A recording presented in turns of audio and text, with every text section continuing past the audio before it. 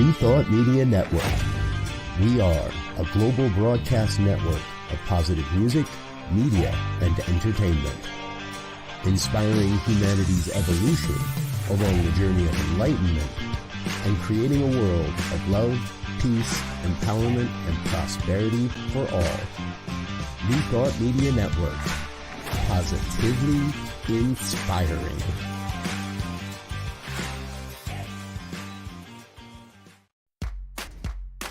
Welcome to Ministers Talking a weekly program where Rev Briz and Rev Z and their guests chat about current affairs, world events, spiritual principles, and any old they want to talk about. Based on the New Thought philosophy and ancient wisdoms, Ministers Talking shares a visionary perspective of the evolving spiral called spiritual living. Join us each week as we explore the emerging paradigm of life on planet Earth and beyond.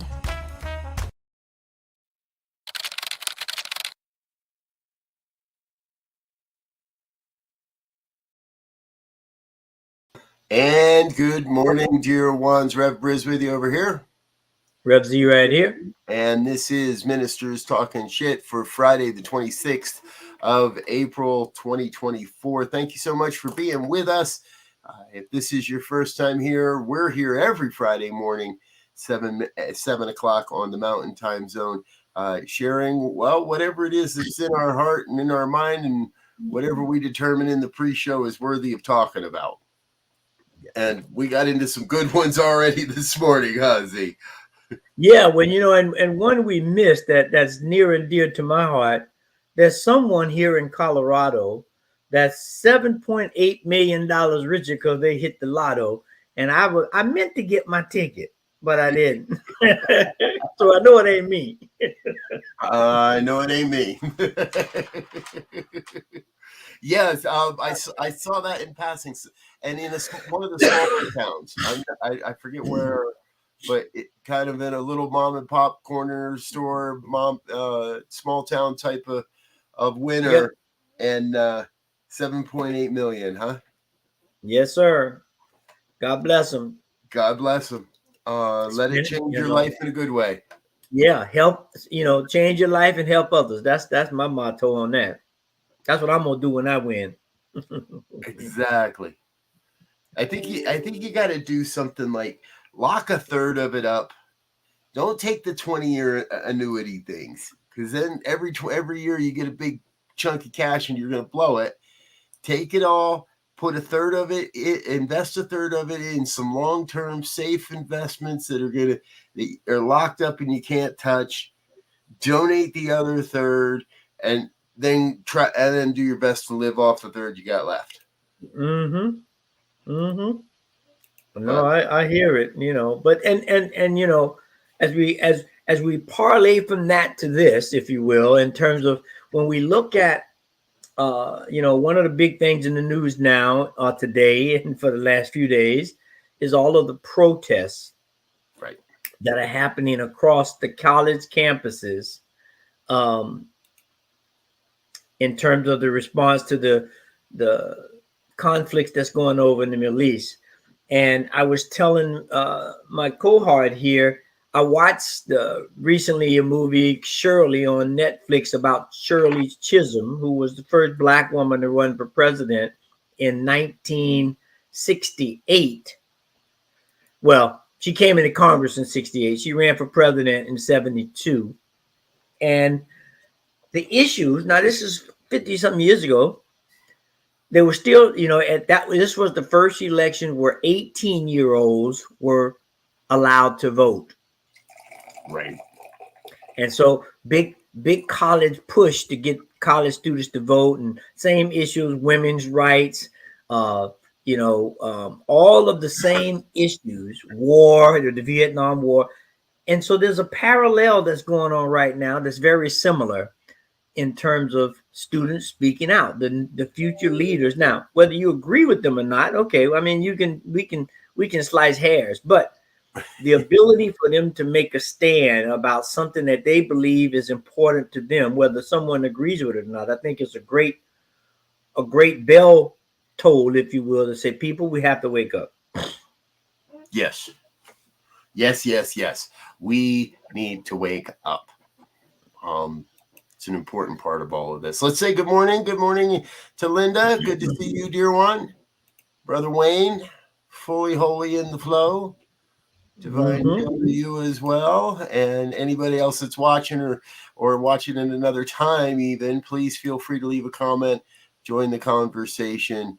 We would love to hear more from you as we go along on this. So, and it's kind of like, I'm surprised I'm not seeing more in social media around these protests. I'm not seeing much in the mainstream media about these protests. We are seeing some things, and we are seeing a little bit of coverage. But it's interesting to me how in some places reporters call these protests encampments, and in other places they call them tent cities, and in other places they just call them a protest. And okay, we talked about this kind of last week, that is it time for a new Occupy Wall Street type movement, and it would appear that's what's happening, and it's happening not just in one location, but it's happening across college campuses. And I think it's really interesting also to see, all right, who's negotiating and who's trying to send in the cops. Well, press it all and clean it, and nope, this ain't happening at our school. And who's at least willing to say, okay, we want to hear your concerns. We may not agree and we may not follow, but we want to hear them at least. Yeah, and I mean, and when you look at the list of colleges, right? You got, of course, you got Columbia, you got Emerson USC, College in Boston, Unity, Northwestern.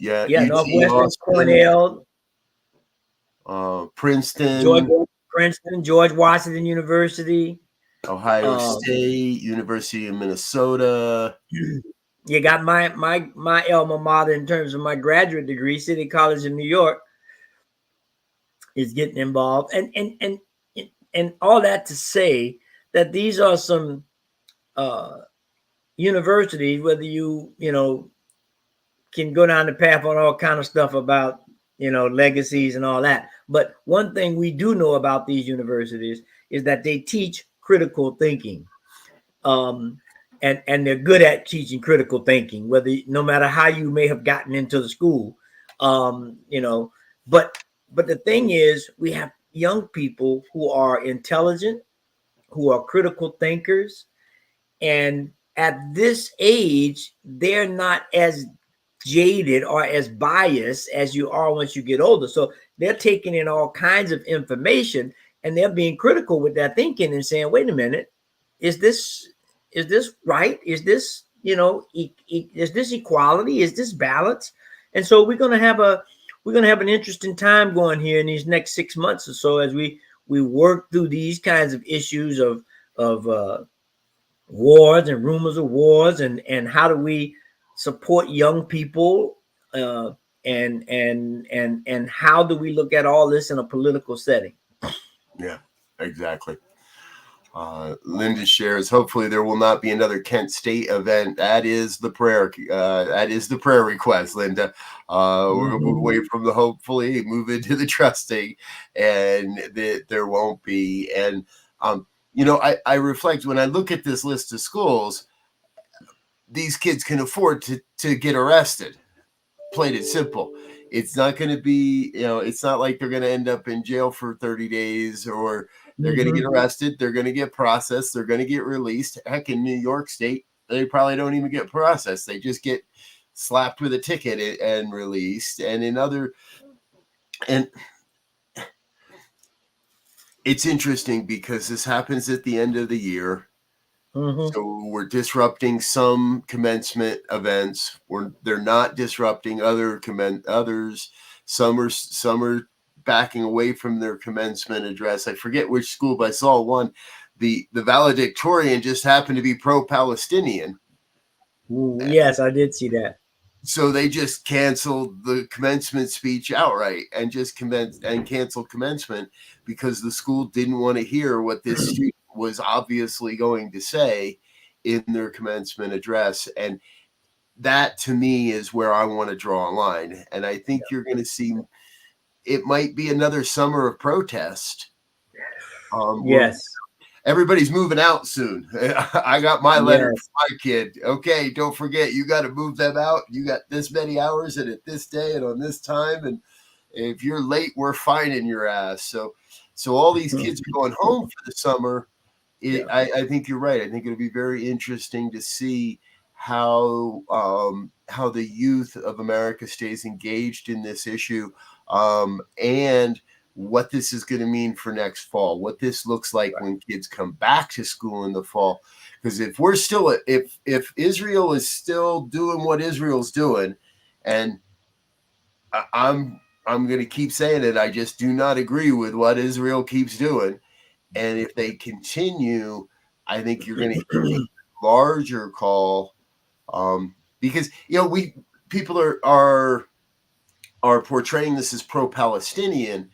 But in a lot of ways, what these kids are saying is, look, it isn't necessarily about we want Palestine to win or that we support Hamas. What they're saying is we want our school to stop investing in Israel. We want our school to stop giving to Israel and Israeli companies and divest themselves of Israeli money interests.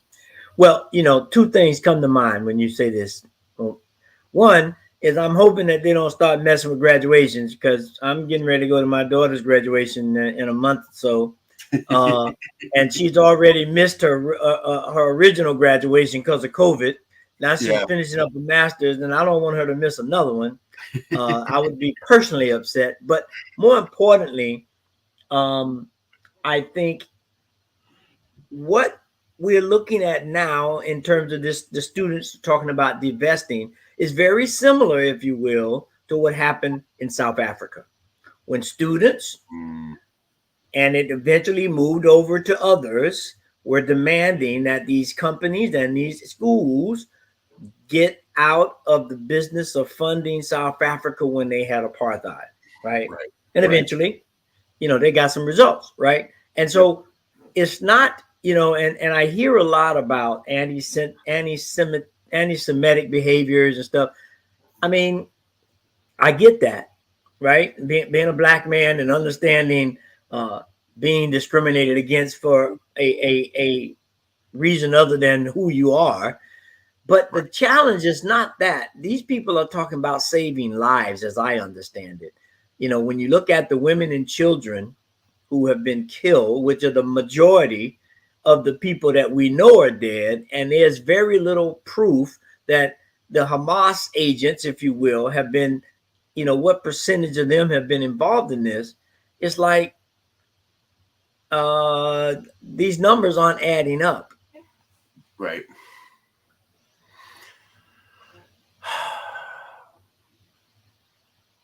We do wish there were easy answers to all these questions, folks. Yeah. We really do. And we live in a complex world, and we've got to be able to take a new thought, a perspective on these events. And the divine needs to be heard here. And it's happening through our college students, the cry for a greater understanding and therefore a greater embrace of our oneness. Because at the end of the day, if we're looking at the prime objective, if you will, the prime objective is life, not the United States, not Hamas, not Israel, or some other subclassification of humanity, if you will. It is humanity in its entirety. And so we have to begin, I think, to make that the prime objective. Life is prime. Everything we do should be in the state, in the honor, in the movement of preserving that and making that sacred. And whatever that means, we need to begin to do that, to make sure everybody has a voice, everybody is safe, so that they can contribute their skills and talents, because we know they're all unique. And that's not happening. We're still segregating on different things about who has access, who don't, who's better, who's not, who has the right to step outside the fines of the norm and be given a pass. I mean, that's just, yeah. I mean, one way of looking at that, we just look at the I'm gonna shift gears, the trial that's going on in New York. We have a person who's saying that the rules that apply to everybody else don't apply to me. Yes. We can't have that. The Daily Show did a great bit about this, in that Trump's lawyers are in the Supreme Court in Washington, D.C., arguing that he's a regular guy, or trying to portray him as just a regular guy. And you know, on the way to his New York trial, he stopped by a construction site to shake some hands and rally up some troops, as it were, and had a campaign stop on the way to court.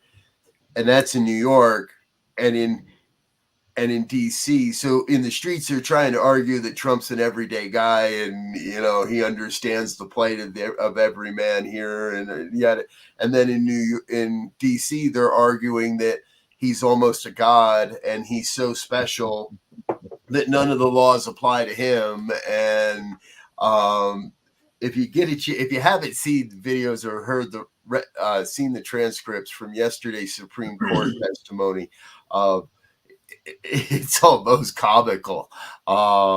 This lawyer for Trump just tripping all over himself to say, well, you know, in a hypothetical case, yeah, we do think he would be immune to that. And yeah, you know, if you really want to push it, well, yeah, there could be some immunity. He could have some immunity there.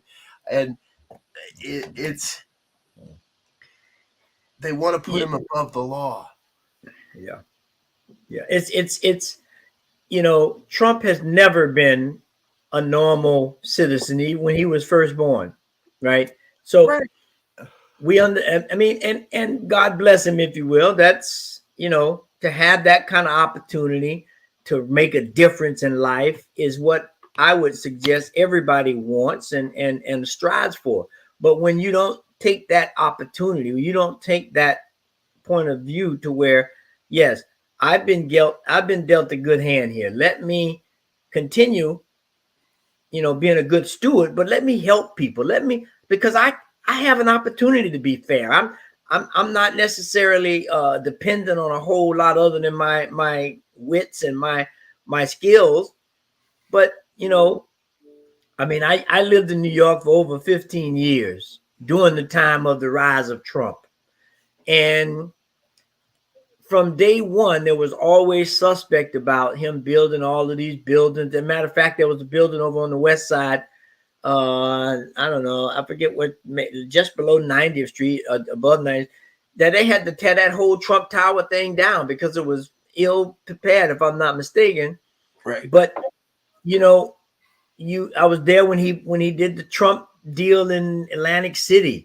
And you look at this and said, okay, whether you agree with what he was doing or not, it was a great opportunity to give back, to create venues and housing for people to live, to create jobs. But, you know, as the story goes, he didn't pay people. He would, you know, not get the best supplies, or he would, you know, shift the supplies to a certain type of venues. And why? I'm speechless and speechless as to why someone in that capacity doesn't see fit to give back, honestly give back. Yeah, I'm with you. And we know it's a misuse of the law. It's a misperception of how things operate, and somewhere along the line, I think that was part of the other joke, is that you know, the man's never had a pair of work boots on in his life. And if he did, it was simply for a photo op, and they didn't get broken in. He never dropped a pipe on his toe and decided maybe I need to go get steel-toed work boots either, right? So we know he's not an everyday guy. We know he's not something, and but we also know that he's not something special. I thought we were doing pretty good in the world of holding, quote, powerful white men to account. Yep. For their transgressions. Unfortunately, this week there was some slip in that as well, and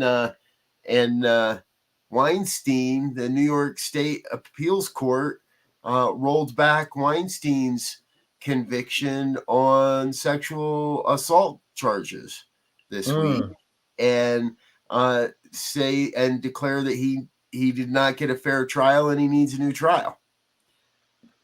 Okay. Let's try him again. Let's spend more money. Let's try him again. Let's find out again that this man was a creep, that he sexually assaulted women for his own personal gain and his own glory and whatever he wants to call it, that he abused people, that he traumatized women in their career, all for money. And this time, let's give him 40 years instead of 23. You know, here is the challenge I have with some of the things that we do now, where social media creeps in, right? In that, you know, everybody has all kinds of opinions on all kinds of things, right? But now we know that the way things are portrayed and how you can cut and dice the videotapes, if you will, you can make Mother Teresa look like a terrorist almost, right?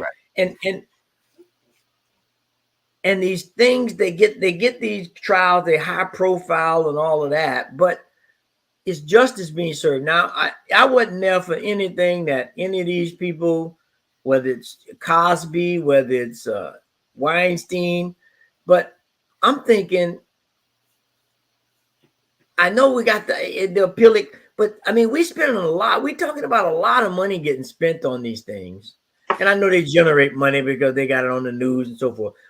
But at the end of the day, what we need is justice. If someone has done something and we're trying to show that we're equal, fair, and just place, then let's do it right the first time. If there's something there, we get an appeal. But it's just, I mean, just a tangent. There was a professor, and you brought this in I think in Maryland. I don't know who it was, he or she. They went to AI and come up with a whole bunch of stuff to make their boss look racist. Yeah.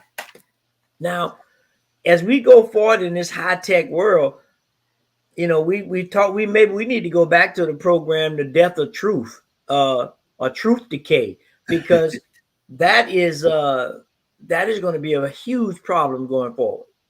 Yes. We've said this before. We live in a post-truth world.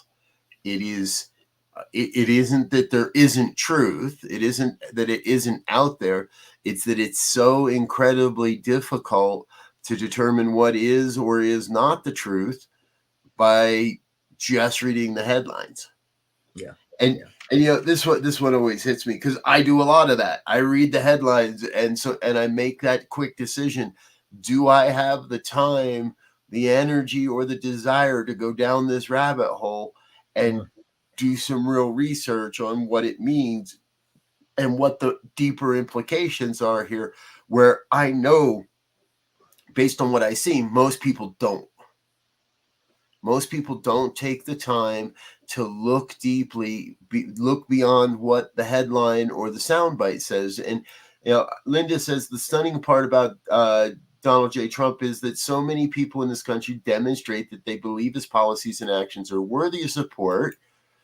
And from my perspective, those are the people that aren't doing the research, right? They take the headline and they tell everybody else, do your research. I read about this headline is true. Do your research. This headline, there's 3 different headlines saying the same thing. Do your research. And that's not the research. And to get to where the truth is takes time and it takes effort or not. It's like when you if you took shop or you took some kind of skill thing. The mantra was measure twice, cut once.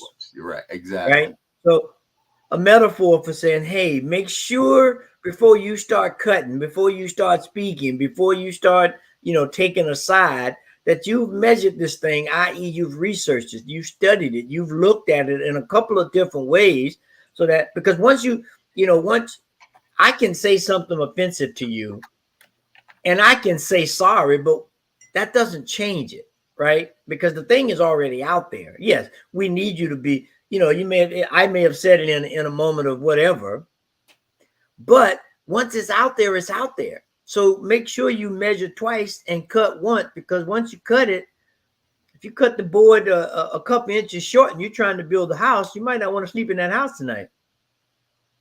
Right. So that, here we go again.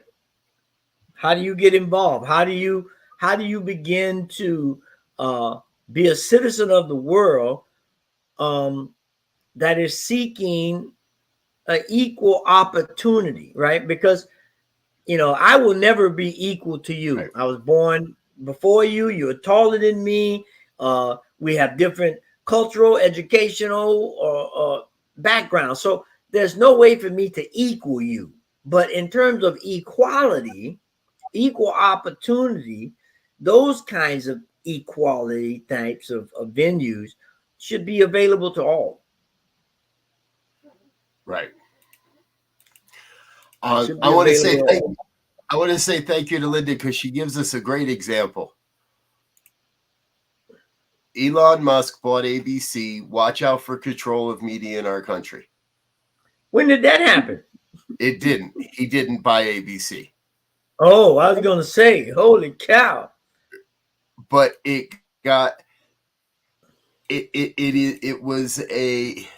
started on X, now Twitter, whatever you want to call it.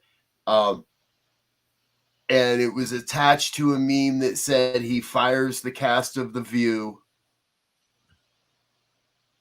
But it's all me. It's all, but it's all bullshit. There's no truth to any of it. Yeah.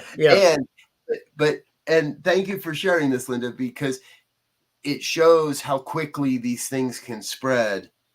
Mm-hmm. And how if we don't, and it only took me a couple of quick searches to find that this isn't true. Right. But countless people share those memes on various platforms, and that's how this all happened. And so this is the perfect example, Linda, because it all got spread on X. It all got spread on Twitter, that over and over again, that this was real. And Musk, he loves to screw with people. So I can't find anything where he confirmed or denied it. So we just gotta take that step. I agree with you. And we're not in a cut twice or, measure twice, cut once. I think we're now at a point where it's like measure 3 times. Yeah.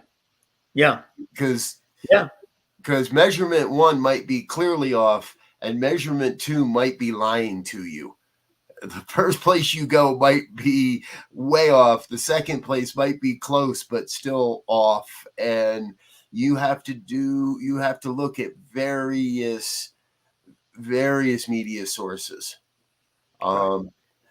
It is tough. I got to tell you, though, it's always tough when I have to go check Fox News and find out what they're saying about something. Well, and I always in the mornings, I try to limit it. So I get up in the morning to get a preview. I spend like 45 minutes channel surfing.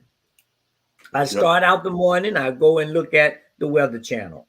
And just because I like weather. Growing up in the South, my grandfather having a farm and listening to all the wise tales about, when this happens in the weather and so forth. So I'm always curious, right? And I tell you, when I look at the weather now, it's interesting. But then I'll go to CBS I'll go to CNN, I'll go to Fox, I'll go to CNBC, I'll go to Bloomberg, and I'll just watch 5 or 10 minutes because all these stories repeat in terms of the bigger themes, and I see how each network, even between the major three, the stories, between ABC, NBC, and CBS, a lot of the stories are the same, and it's interesting to see what gets highlighted and what gets downplayed or what gets mentioned and not. Right. And we have to pay attention. We have to pay attention. And you have to, if you tell me it's raining and I don't look out the window, then that's a problem. Yes, exactly. You might show up in a raincoat to an 80-degree day, especially if you're here in Colorado. What's it doing outside? I don't know. Wait 5 minutes. Amazing. And I mean, that's why ultimately we have to begin to have critical thinking return. And critical thinking means a little bit more than just typing in a thing on the internet and pushing a button.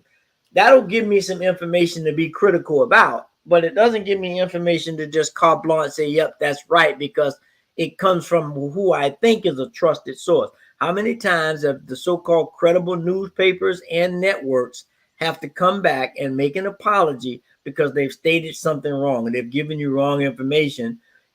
But again, at that point, some people have already made decisions and it might be too late. So we have to do a better job. Right. Yes. Amen. I agree to that. And well, something else that happened last night. We banned TikTok. That's near and huh? We banned TikTok. Well, that's a whole nother thing, right? Now, what happened last night? What story did you find? Well, this is a good one. This is the NFL draft. Come on. Oh, okay.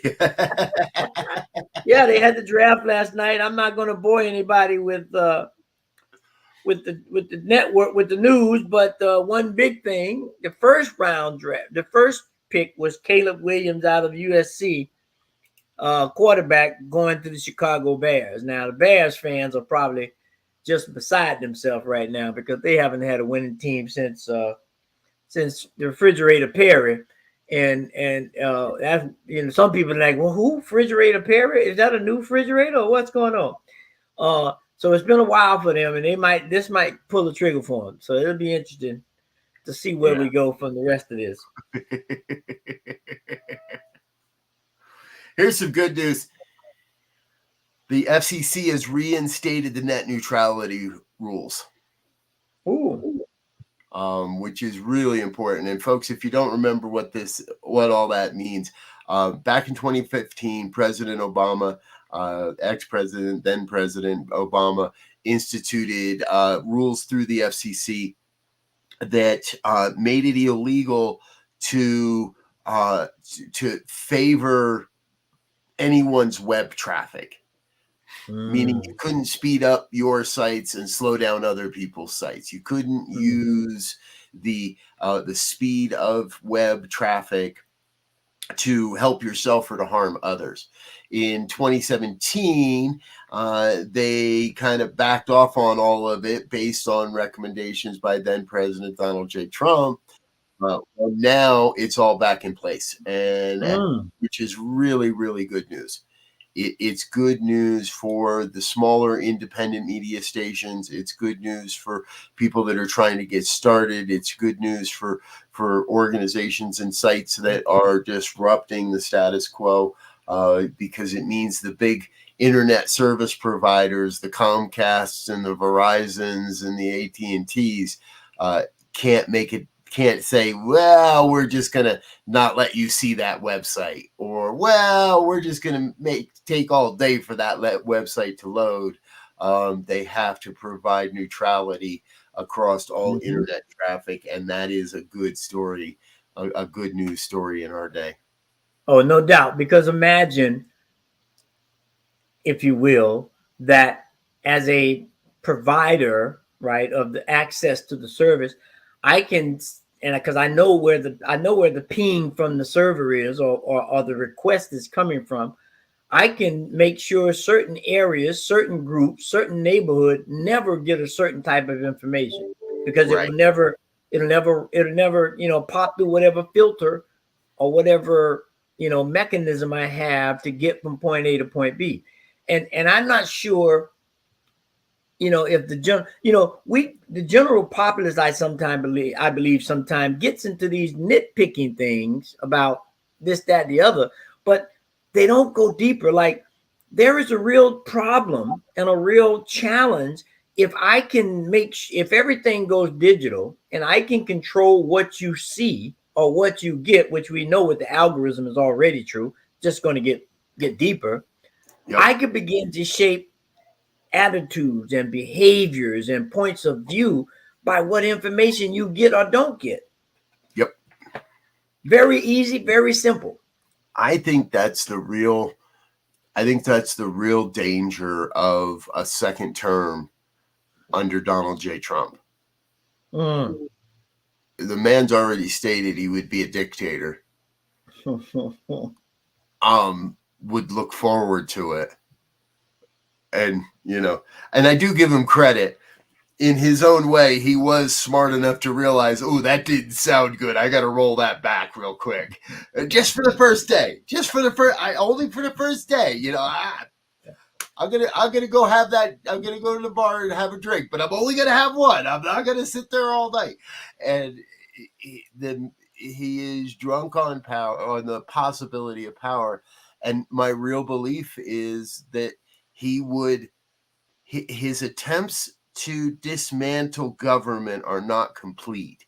But I think his real attempt comes in dismantling mainstream media. He's been doing it for so long, and there's far too many people that just don't trust their media anymore. Now, maybe rightfully so in some places, and Fox bastardization of the news started long before Trump came along. I think he just realized he had a sucker he could play in Fox News there for a while. So I know you read 1440. I read 1440. I really like this rising up of news outlets, media outlets that are trying as best as they can to see both sides. And without net neutrality, someone like Donald gets himself, or he gets a lackey like Elon Musk on the board of a major news outlet that they could manipulate without net neutrality laws. They could manipulate what you do and don't see and make things like 1440 just completely go away. Because if nobody's seeing your site, your advertisers aren't going to pay to let you do what they're doing. It's a vile system. I don't like any of what I'm describing, and I think that's why now more than ever it is so important to support independent media.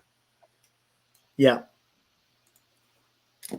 Well, I mean, not throw away the bathwater. Not throwing away, we're not throwing away the bathwater of mainstream media. We still need those views and the money they have to do the types of investigations they do. But I think we have to be more willing to believe the outsider as well sometimes. Yeah. Well, I mean, the other part of it is, right, we have to begin, again, it goes back, we have to begin to use the God-given computer that has the computer that has created the computer, which means there's something in here that can supersede these threats, if you will. And we have to begin to use it unbiasedly, right? I mean, because you think about the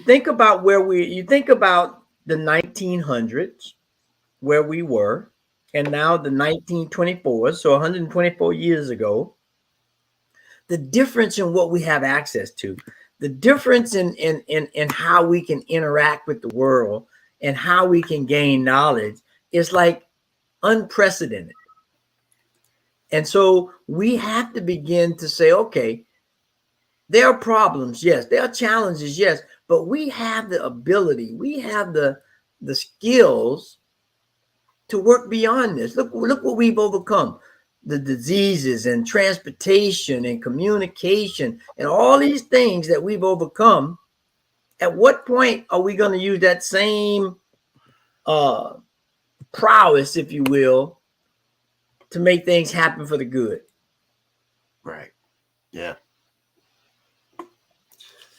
Well, folks, I don't know if we've made the world any better in the last half hour or 40 minutes, but I do believe that we are in the process of doing so. Before we leave, Ryan Owens shares, thank you for sharing, sir. The amount of information that can confuse us and take us further from the truth is also unprecedented. Exactly. Somehow we've made a business out of lying to people on the internet, and we're buying it. And it's not the people that are buying it, it's the advertisers. It is the wholesale blanket. All right, now I'm going to go down a rabbit hole. It's going to they're going to upset the powers that be, the advertisers. We better not do this. Plus, that's a rabbit hole that might take us on a whole episode. So maybe we'll pick that up next week, Ryan, and anyone else that's watching just how pervasive, because advertisers don't necessarily know anymore. You're just paying Google ads. You're just letting Google ads run Google ads on your website, and that's paying your bills. Yes. Systematically, we can all use a new thought. Thank you, sir. There is our closing for today. We appreciate you being with us. Go out there this weekend and have a new thought. Have a new thought about your politics. Have a new thought about your weekend barbecue. Have a new thought about the Palestinian-Israeli conflict. Have a new thought around who's going to win? Who's going to win the NBA? We didn't talk about who's going to win the NBA, did we? Yeah. Nuggets are looking good. That's all I got to say. All right, folks, we love you. We're going to get out of here for now. We'll be back again next week, same time, same channel. And stay with us today. It's Friday. As always, we have a great lineup in store for you. Coming up next, Get Rich 101 with Sekou Writes. Morning prayers at 8:15. I'll be back on morning prayers this morning, so check that out at 8:15. 8:30, Morning Sip with Rev Melissa. 9 o'clock, Spanish language programming with Emma Moreno. 9:30, Spanish language prayers. 1 o'clock, it's the Joy Show with Barbara Jean. I'll be back with the good news at 5, and Reverend Michael Bangus will be here with the fireside chat at 6. Stay with us throughout the day. We love you. We think you're amazing, and we look forward to seeing you again real soon. But until then, we wish you peace and richest blessings. Bye now. And thanks for listening to this week's episode of Ministers Talking. We'll be back again next week with more commentary on current affairs, world events, and any other our ministers want to talk about. And if you found value here, please share our with your friends.